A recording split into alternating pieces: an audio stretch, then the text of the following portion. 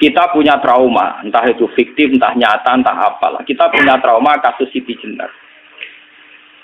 Orang yang mendalami la ilaha illallah secara intensif, ya, entah itu disebut kalimat sodo, bosuluk, boseloko, mbah kono pokoknya. Orang yang memahami la ilaha illallah secara intensif, itu pasti menuju ilmu hakikat. Dan menuju ilmu hakikat pasti ngalami hakikat yang khoyali. Ini ruang nontonan ini. Hakikat yang nopo? Khoyali. Dan hakikat yang khoyali ini mulai menipu. Ya, kalau sudah begitu ruwet, misalnya ngeten ya.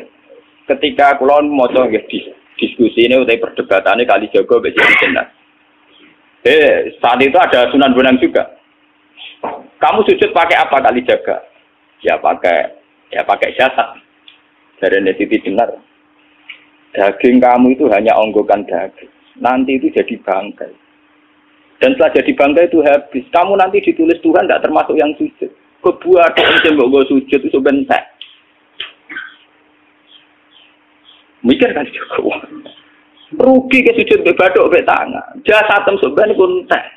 Ora ana sing crita kowe nak sujud mergo jasad itu mau sampean dadi bang. Lah nak ngono sujud sing hakikat ora usah badok, ora usah tangan, ora usah sikil, yo rohem iku lho kon sujud be pangeran. Nak sujud be fisik ku rugi wong fisik sampean. Mikir kali itu. Orang bolak-balik kali Joko itu mantan wali preman terus jadi debat pusing. Siti Jenar tahu belajar tak tahu menang Irak. Yang jelas yang ulang gak satem orang menangis. Wah, uang ini menjadi perdebatan. Sehingga keyakinannya kayak Siti Jenar, la ilaha illallah itu ya wahdatil wujud itu innalillahi wa inna ilaihi. Selama ini kalau orang syariat misalnya, orang syariat itu kalau ada orang mati, misalnya Kak Ruhin mati, ini aku kan muni innalillahi wa inna ilaihi raji'un, saiki Ruhin wis mate. Mate itu balik ning penge. Itu cara wong hakikat kan salah besar. Orang mati itu tidak ada, cara ilmu hakikat dan orang mati itu tidak ada. Roh ini tersiksa di alam fisik. Jadi ruh-ruh ini tersiksa di alam fisik. Karena ketemu ning jasate Ruhin. Tersiksa itu. Aku rewa ape mangane kudu kerja piring Jepang terus siksa roti. Adol roti memang tersiksa. Misalnya kiai ape mangane dadak kudu pidato 2 jam bareng tersiksa. Roti kenapa? Tersiksa. Mergo ora butuh mangan, ora butuh ngombe, tapi gara-gara melok fisik. Paham ya? Lho ini tenang dia ketawarai bener. Lah kula boten. Zaman betul lho guru waras maksudnya nggih. Artinya waras secara akademik karena ada referensi, ada marojek, ya. Waras secara hakikat. Kulo nu mau merasake sampean wis ilmu hakikat. Artinya saya juga ngalami ilmu hakikat. Lan ketika ini sekarang hikam, wong ora tau muka safar rasa jadi ulama. Terus entah sekian detik ulama itu harus pernah muka safar. Biar merasakan ilmu nopo ada. Tapi ilmu hakikat itu bisa dilogikakan sebelum sampean sampai secara musyahadah. Paling enggak bisa sampai secara logika. Manusia itu mulai Nabi Adam sampai sekarang itu kan punya roh, dan roh itu tidak makhluk. Dia roh itu tidak makhluk. Ketika roh itu diletakkan di jasad, dia itu tersiksa. Karena ketika dia ke jasad fisik, namanya mengalami keterpisahan dengan yang abadi. Dia ini ning jasad fisik tersiksa. Karena dia harus di alam yang kasat mata, alam multi. Tersiksa. Ketika dia tersiksa, melok ruhin, akhirnya dia mangane kangelan, akhirnya lesu mangan. Padahal roh gak butuh mangan, perlu dicatat roh gak butuh. Ora butuh gunung kidul barang, ora butuh rapi. Paham kan? Ora butuh cinta, ora butuh pegatan, ora butuh macam-macam. Paham? Tapi karena dia nempel jasad sing butuh mangan, butuh rabi, butuh wedoan macam-macam. Akhirnya roh tersiksa. Suatu saat kalau roh ini dalam bahasa manusia mati, ini dalam bahasa manusia mati. Ini hakikatnya roh itu tidak mati, dia kembali ke habitatnya. Ini disebut innalillah. Kita ini dari awal ya dengan Allah. Wa inna ilaihi juga kemudian nanti kita pasti kembali ke Allah. Dan itu diyakini betul oleh orang wahdatul wujud. Jadi kalau roh mati itu ya tidak ada mati. Roh sekarang itu kembali karena sudah lama mengalami keterpisahan mergo melok fisik-fisik dari ono kerja dasinan, ono nggo proposal ruwet roh melok. Paham itu? Kita di roh itu napa melok roh? Lah roh ya tersiksa ngaku ra butuh mangan, ya ra butuh proposal bocah ngalor. Itu tersiksa. Makanya dalam cerita-cerita Jalaluddin Rumi yang otentik di kitab-kitab begitu. Ketika beliau mau meninggal, muridnya itu nangis. Dari Jalaluddin Rumi, kamu jangan nangisi saya ini mau pesta, saya ini mau pesta perkawinan. Kamu tidak merasakan penyesalan saya. Saya ini lama menyesal karena harus hidup bersama kamu. Terus saya ini tersiksa karena ngalami alam yang rusak, yang fana. Alam yang fana. Harusnya roh saya itu di alam abadi, bukan di sini. Maka jangan tangisi kematian saya. Kematian saya adalah kembalinya roh ke habitatnya. Semenjak itu kematian dianggap malam perkawinan. Karena roh kembali. Walhasil nguniku cara ilmu tasawuf bahasa Arab jenenge wahdatul wujud, kena Jawa Yogya Solo keadaan jenenge manunggaling kawula. Mergo sing rawan ngono rugen to, Pak. Nek iki tak terangno detail. Dadi bathuk mesti iki buku sujud kan. Niku sampeyan ilang. Dadi seksine ra ono cara teorine sinten Siti? Rugi kowe. Dadi yo kento. Kali coba mantan preman gak debat terus ora ngono mbok terus tak pateni kowe. Lah debat ini biar iso. Premane kumat. Ya ta preman gak debat ilmi. Ngono ku model. Kali Joko yo ora salah dhisik Sayyidina Umar nggih ngoten. Soal Umar sahabat top, lha jak debat atau milih tak patenane ya Rasulullah. Gak iso dene ilmiah. Mantar preman pasar rukat terus jadi sahabat top debat yang milih mate. Jadi wonten cerita wong Yahudi jaluk keputusan Nabi, bareng wis diputusno Nabi cek mamang. Ndak tenang keputusane ngono dalam sengketa duniawi. Bariku takok ya Ali. Ya Ali, aku mau sowan ning Nabi Muhammad. Dikai keputusan Nabi mamang cara kowe pilih. Sampai Ali dikai keputusan persis kanjeng Nabi. Cek mamang meneh takok Umar. Apa marah aku mau singgone Muhammad, singgone Ali, kayak keputusan kok mamang mar. Cara kowe piye? Urusan dunya. Entah ini, entah dia melebut buat apa? Uang diputus Nabi ora mar. Buat mati. Awe. Mereka mantan apa? Cara mantan intelektual atau intelektual kan ya wajar nggak uji kok percaya Nabi.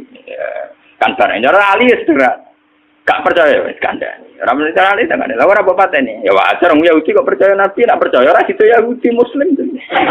Lah ali situ Gustur. Ali Gustur ra beda piye tentang ali nyen ngoten watake ngoten. Nasibe padha. Ali itu ilmuwan yang jadi presiden gak sukses. Sing niru Gustur. Mergo ning dinggo nek wong pinter mimpin ra sukses. Wong pinter gampang maklumi. Lah misalnya kita jadi kiai wong pinter, saya santri ini pacaran, maksud itu jangan ada cerita besok. Wah ruwet, terus malah dalil di nalina subuh syahwat minan. Iya bodoh tanpa pelaturan tadi. Paham ya? Ruwet dah. Mana jogeman, jadi kiai pinter teman-teman itu jogeman. Jadi biasa, wae ono syariate sidik-sidik. Sing kemana ono santri pacaran tersinggung, ono santri nakal tersinggung, sing ono rasane, lah dunia ono apa? Jadi nak meguru kula nu urusan ilmu semi hakikat, mon kayak itu. Sehingga kayak Siti Jenar, cara pandang Siti Jenar itu masuk betul ning gone pemikiran para santrinya. Kados Ki Ageng Pengging siapa masuk betul karena masuk akal. Cara mereka napa? Betapa ndak ada artinya fisik ini. Nah, kalau semua fisik ini tidak ada artinya, kemudian yang ada artinya itu roh, perjalanan apa? Perjalanan roh, sehingga diartikan inna lillah wa inna ilaihi raji'un. Inna sholati wa nusuki wa mahyaya wa mamati lillah. Lah kemudian sekarang sama tak tanya misalnya ini latihan ilmu hakikat. Wa mahyaya lan penguripan ingsun. Kalau ingsun itu artinya fisik atau jasad, itu keliru besar karena jasad tidak pernah hidup. Yang hidup itu roh. Paham ya? Sekarang artinya wama mati itu apa? Kematian ingsun. Kalau roh itu tidak pernah mati, berarti kematian roh adalah keterpisahan dengan yang agung atau yang abadi. Dan semuanya itu lillahi rabbil alamin.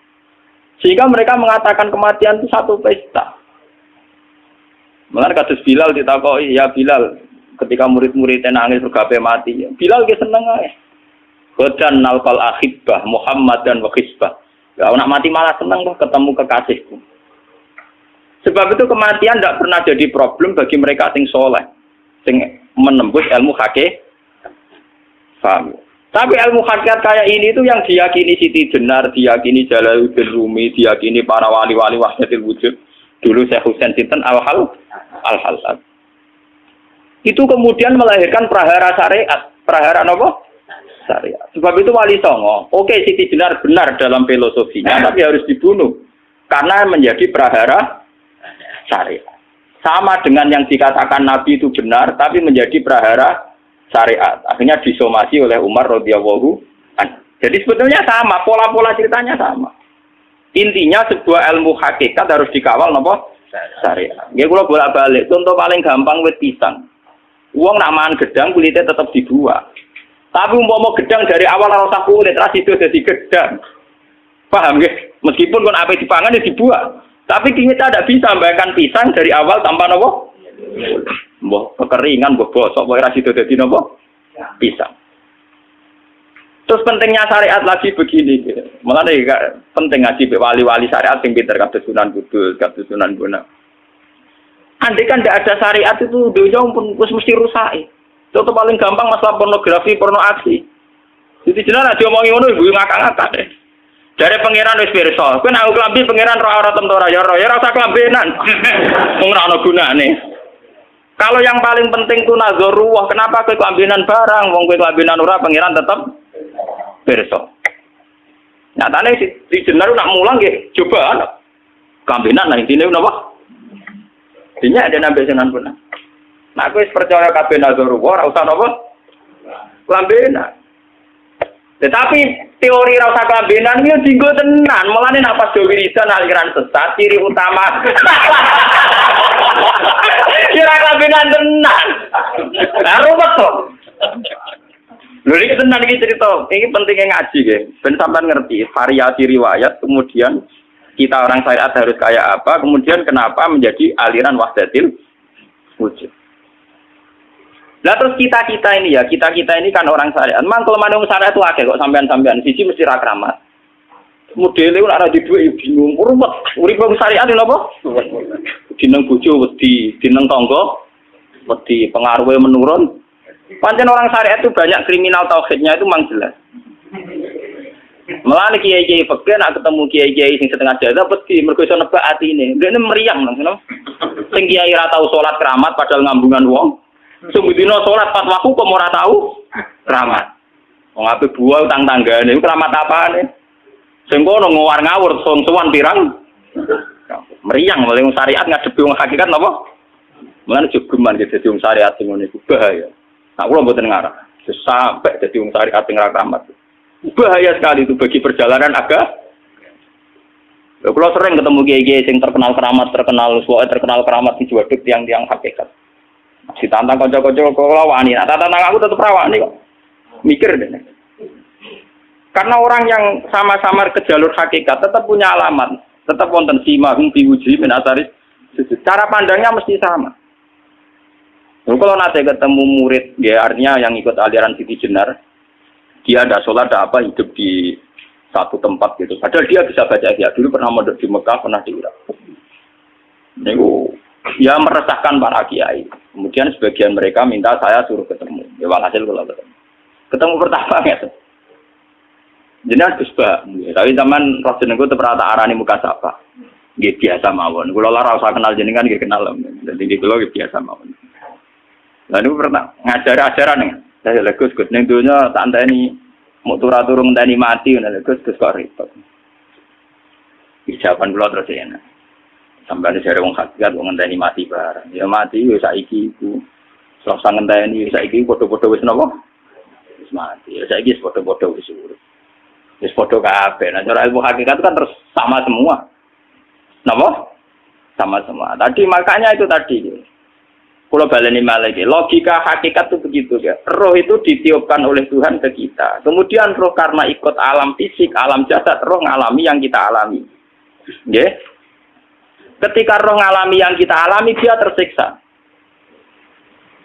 Nah, ketika roh sudah terpisah dari jasad yang mengekang, yang memenjara ini, dia senang terus kembali ke Tuhan. Ini disebut innalillahi wa inna ilaihi. Nah, jasad ini kemudian menurut ilmu hakikat nggak ada gunanya sama sekali total. Hilang di telan tanah. Lah kalau begitu jasad iki nak mbok agul-agulan. Gusti bathuk kula tak nggo sujud tangan kula ndi buktine tangan wis ra ono. Bathuk wis ora. Mulai dari Siti Jenar, hanya wali bodoh kayak kalian yang punya ajaran bodoh begitu. Malah rasupan terus. Mulane Sunan Kalijaga semangat kon mateni mergo tambah omongane glodro ndi. Tapi yang enggak disadari Siti Jenar yaitu tadi. Inti dari ilmu hakikat itu kan tunduk sama kersane Tuhan. Kalau sudah tunduk pada kersane Tuhan, kalau kersane Tuhan roh kita harus di jasad. Dan wujud jasad kita ini juga karena kehendak Tuhan. Kenapa yang wujudnya jasad yang karena kehendak Tuhan engkau ingkari? Sementara wujudnya roh tidak kamu ingkari. Toh wujudnya jasad ya bi iradatillah wa bi masyiatillah. Wujudnya roh ya bi wujudit bi masyiatillah wa ira. Harusnya fungsi jasad juga harus kamu akui toh Siti Jenar. Wong sekarang kita punya jasad ya bukan karena kita, karena kehendak Allah. Kenapa kamu ingkari? Berarti kamu mengingkari kehendak meneng Siti Jenar.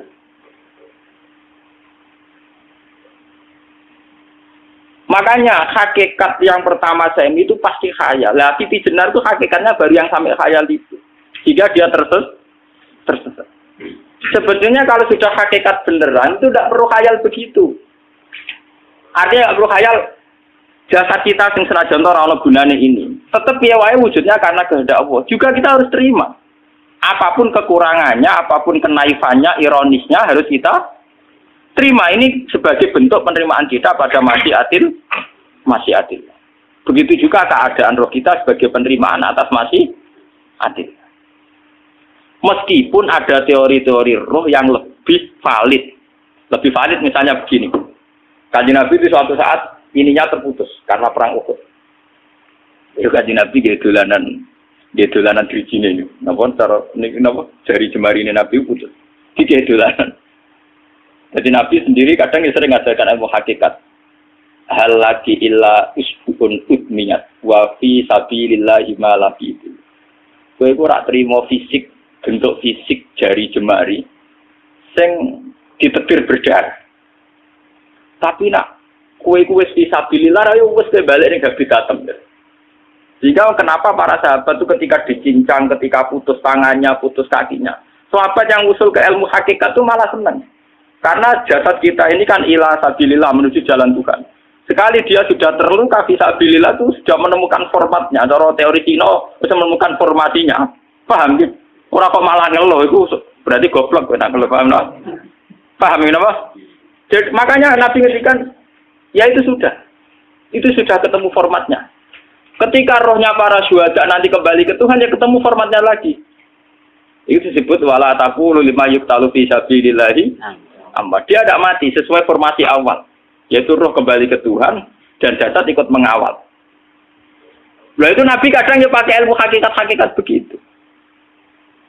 Mulane kula bolak-balik matur, kula nunggis mulai umur 20 tahun napa pinten. Kula ngasih nggih gadah penyakit dan ekstrim penyakit saya. Sampai saat ini kalau nak ngobatno tidak lebih 50%, karena saya tetap berpikir. Misalnya cara syariat kan berobat, tapi cara hakikat apa betul keberadaan saya di alam ini penting.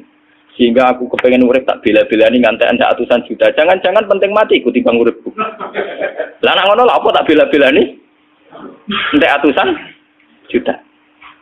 Jadi misalnya kita berobat ya mau, ya dari Nabi kan berobat ya berobat. Pokoknya kita Islam masih mau geruda-gerudu, kadang orang paham. Sekali kamu mengamati dengan sisi hakikat, coba sekarang sampean pikir, coba sekarang nggak pakai logika hakikat, pakai logika syariat saja. Saya ini misalnya asetnya 10 juta, misalnya, saya punya aset 10 juta. Tapi misalnya aku rugi nawan atau dipengaruhi di masa depan soalnya, kalau pulau kan soalnya cara teori di masa misalnya pulau rugen, artinya kere di duit 10 juta aset. Tujuan saya sembuh kan supaya aku iso sembuh sehat, engkau iso kerja untuk anak. Tapi karena saya sakit nanti operasi tidak 10 juta. Operasi tidak 10 juta. Wong aku repera mesti iso marisi anak. Apa mana nak duit 10 juta, tak ada gue berobat, malah jelas ra iso marisi. Lah anak ngono penting matiku ya dibagi 10 juta. Karwan iso diwaris langsung. Sementara anak aku mari dibiayai 10 juta, orang mesti mari 10 juta mesti anu. Artinya tidak ada jaminan kalau berobat itu secara visi ke depan lebih baik. Soalnya malah ngentekno donya nggak jelas akibat positifnya. Misalnya tetap lumpuh, teori loh. Bahwa artinya apa? Teori hakikat tetap lebih benar bahwa hidup itu tidak ada artinya. Semua itu tidak ada artinya. Berobat apa nggak berobat semuanya tidak ada arti. Teori loh gini. Sehingga kalau kita tengah-tengah aja tengah-tengah. Kasus kula misalnya loro gitu berobat. Gusti separuh kalau ngelakoni syariat, tapi sebagai kalau ulama kekeh, separuh kalau lakoni apa? Jadi kalau tetap buatan ngarah obat 100%. Tapi orang ngarah berobat, orang kalau tiang apa? Syariat. Tapi memang faktanya itu begitu. Cara Kanjeng Nabi kadang Kanjeng Nabi berobat. Kadang Kanjeng Nabi wis nikine tercincang gede guyon. Wah lagi illa usbuun udwiyat. Ora apa diriji sing gak melok-melok. Nah, bukti bahwa jasad itu begitu tidak penting. Kayak Sayyid Hamzah. Menurut Sayyid Hamzah nganggep wahyu bentone ra karuan. Kalau teori Siti Jenar itu benar, teori Jalaluddin Rumi benar teorinya ya orang kok ra salate lho nggih, maksud nang manut ra salate. Benar cara analisis roh. Ketika Sayyid Hamzah dinyatakan mati oleh manusia, oleh hukum manusia dinyatakan mati karena dia sudah tidak bergerak. Dalam teori hakikat kan rohnya Sayyid Hamzah sudah fi khawasili tuyurin khudrin. Rohnya sudah diambil Tuhan. Tidak mati, paham ya? Ketika rohnya Sayyid Hamzah sudah diambil, jasad ini sudah tidak punya rasa. Sekarang secara syariat kasat mata kita tahu, wong jasad nak diinfus, di sayat-sayat dioperasi orang kroso. Apa meneh saiki ruhe wis bisa. Lah ya jasad itu cek gampange, dioperasi dibius saja terus tidak kerasa. Apalagi rohnya sudah diambil. Nah saiki bayangkan. Ketika Sayyid Hamzah itu sudah di atas, ini kira-kira dulu wahsi rak wong bentuk. Lho wong kok baca igabus. Ketika jasad benar-benar tidak penting, kemudian jasadnya Sayyid Hamzah kan dicincang oleh wahsi. Ketika rohnya sudah diambil kan Hamzah tidak merasakan. Berarti Sayyid Hamzah guyu-guyu wahsi. Wahsi cek bentuk nih gabus dicincang. Paham ya? Lho niki tenan. Artinya ketika pandangan manusia iba kepada Sayyid Hamzah karena dicincang, dimutilasi oleh wahsi. Wahsi tidak mengalami Pak Sinten, Sayyid Hamzah tidak mengalami apa-apa karena rohnya sudah bersama Tuhan. Dan iso wae Sayyid Hamzah malah guyu-guyu wahsi. Cek goblok gabus kok dicincang. Lah nak ngono rak mirip, makanya dalam hal ini itu dalam teori roh itu sebetulnya Siti Jenar tidak sesat dalam teori roh. Tapi jangan katakan itu penemuannya Siti Jenar. Siti Jenar itu terlambat. Sebelum itu ada Husain Al-Khallas. Sebelum itu ada Jalaluddin Rumi. Sebelum itu juga ada sahabat, ada nabi. Cuma cara aplikasinya Siti Jenar melenceng. Jadi jangan katakan kok tak kampus-kampus. Itu pendapat Siti Jenar itu malah goblok meneng. Siti Jenar itu sanut, paham? Maksud apa? Wes anut. Nah, teori yang sama terjadi pada Yesus Kristus. Ketika Yesus misalnya secara lahir dicincang, dimutilasi, diapakan oleh orang Yahudi. Sebetulnya rohnya dia sudah bersama Tuhan, kembali ke Tuhan Bapa, nah cara Kristen. Nah cara Islam ya balik ini pangeran. Andaikan itu iya, itu ya tidak ada masalah. Karena hakikatnya dia tidak dicincang, tidak dibunuh. Andaikan iya, tentu menurut Islam yang dibunuh Yudas atau siapa itu yang masuk piala. Tapi sama sebetulnya teorinya sama. Kalaupun iya tidak ada masalah. Oke, kalau misalnya Nabi Isa karena ada kontroversi menyangkut dia atau Yudas. Sekarang yang Zakaria dan ya Zakaria Yahya itu dicincang betul oleh orang Yahudi. Matinya dimutilasi. Tapi dia tidak apa-apa. Karena ketika beliau dicincang, rohnya sudah diambil. Ini rumah tenan kan. Ben kira untuk kendel mati paham kan ya. Jadi maksudnya ini kalau ajari mati itu tidak problem. Ini kalau urip mati loh. Nah ini bersamaan paham ya. Kaitan la ilaha illallah ini nanti semuanya sama kaitan sama apa? La ilaha illallah. Ini nanti ujungnya sama dengan la ilaha illallah. Begitu juga seterusnya. Misalnya Yahya kalian sinten? Zakaria. Ketika Tuhan ditanya, jadi tenggene alam malakut pengiran ditakok, ya Allah, Yahya dan Zakaria itu kan hamba pilihan engkau. Ketika dicincang kok jenengan biarkan. Endi Yahya Zakaria dicincang? Aku iku ora goblok dari pengiran. Sedurunge dekne dicincang jasate ruhe tak jipuk. Dadi dekne ora krasa blas. Begitu juga yang tafsir-tafsir sampean lihat wa Maryama. Sayyidah Maryam yang istrinya Fir'aun. Itu kan dia iman sama Nabi Musa. Asiyah, ya. Asiyah imro'ati apa? Fir'aun. Asiyah imro'ati Fir'aun, ya. Itu kan dihukum oleh Fir'aun. Ketika mau ditumpahi apa? Batu besar. Iku Allah ketika di pangeran, ya malaikal mauti, cepat ambil rohnya sebelum dihunjami batu besar. Terus rohnya diambil. Sebab itu dalam hukum Tuhan, Tuhan itu tidak merasa bahwa Tuhan membiarkan Asiyah, membiarkan Hamzah, membiarkan Yahya, membiarkan Zakaria. Dalam hukum Tuhan, semua orang ini roh-roh terhormat. Akhirnya nak nganggo teori iki sing nyincang malah goblok, wong gabus goblok cincang ora dadi. Nak nganggo teori iki malah berbalik, sing goblok sing nyincang. Paham? Yo ora kok sesuai sampean kiaskan saja. Wong dibius wae disayat-sayat gak krasa. Kaya apa nak ruhe bener-bener wis tercabut terpisah. Rasane ning ndi? Itu disebut wala taqulu lima yuqtalu fi sabilillah napa? Lah kemudian roh ini kemana? Nah, roh itu sudah menyatu dengan kalimat tauhid. Mesti roh itu bersaksi la ilaha illallah. Itu sing disebut ning alam roh ketika Allah tanya alastu bi rabbikum mesti qalu bala. Mesti mereka jawabnya napa? Bala. Karena alam roh tentu lebih mudah bersaksi akan keberhadiran dan keeksistensi Tuhan Allah Subhanahu wa taala. Paham ya, ini sama penting. Nah, ketika kalimat tauhid sudah menyatu kayak begini, itu mesti kalimat tauhid sing mesti langsung untuk swarga. Itu dimaksud Nabi mustaiqinan biha qalbu mukhlishon biha qalbu. Ati itu qalbu kan nggak bisa kamu artikan jantung atau liver kayak teori modern sekarang. Misalnya qalbun itu apa? Jadi kiai qalbun itu jantung. Nah, ngono beda mek liver. Lah liver apa kabidun niku akal-akalan aja padha ora paham. Bahasa kolbun, fikrun, aklun itu sesuatu yang misteri. Roh ini kemudian dengan kalimat tauhid sudah menyatu disebut mukhlishon biha kolbu. Ada tingkat kemurnian hubungan roh dengan kalimat tauhid. Lah kalau begitu pasti dakhalal jannah. Karena tidak mungkin kalimat tauhid kok di neraka. Lah ini ngomong masalah-masalah hakikat. Wong sing gak tahu petualangan hakikat, momennya sing sering bingung bakas duit, bayar kredit, utang jatuh tempo. Ora usah melok mikir, utek wis entek go mikir duit.